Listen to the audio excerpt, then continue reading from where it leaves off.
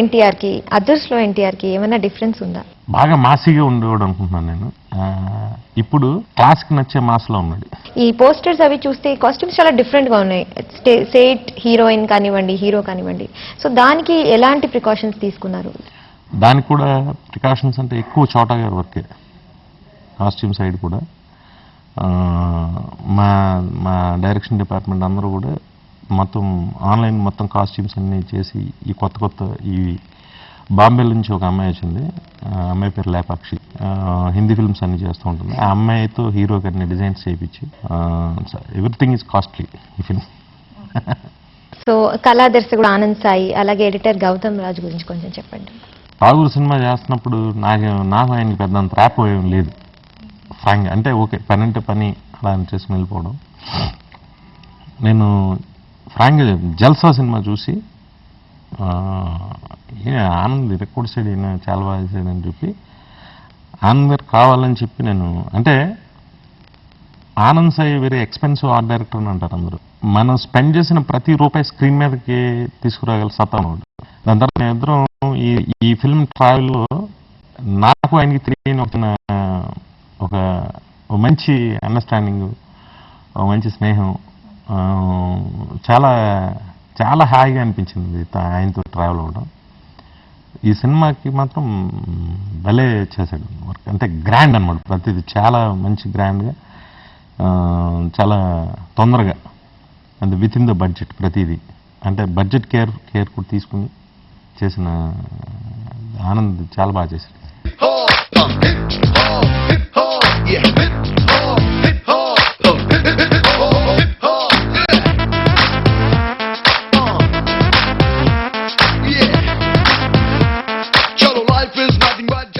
ఈ సినిమాలో మీకు అన్నిటికన్నా బాగా నచ్చిన సన్నివేశం ఏంటి? చాలా ఉన్నాయండి, కుప్పలు ఉన్నాయి. చెప్పండి, వింటాం, నో ప్రాబ్లం. అంటే చెప్పేది కాదు, ఏదైనా ఒకటి. ఒక బ్రహ్మానందం గారు సెకండ్ హాఫ్లో ఒక ప్లేస్లో ఇరుక్కుంటాడు. ఆయన ఇరుక్కున్న తర్వాత ఎన్టీఆర్ తను చేసిన ఒక సీన్ చేసాం. నాకు తెలిసి ఒక 40 టేక్స్ చేసాం. ఎందుకంటే టేక్ రాక్ కాదు, షార్ట్ కంప్లీట్ అవ్వట్లే. నవ్వేస్తాం అందరం. ఇది ఎన్టీఆర్ నవ్వేస్తాను, నేను నవ్వేస్తాను, బ్రహ్మానందం గారు నవ్వుతున్నారు. అలాగే ఒక 40 టేక్స్ చేసాం. అది చాలా ఎంజాయ్ చేసిన సీన్ అది. అలాగే కృష్ణలో బ్రహ్మానందం గారు బాబీగా చాలా నవ్వించారు. సో ఈ సినిమాలో ఎలా కనిపించబోతున్నారు?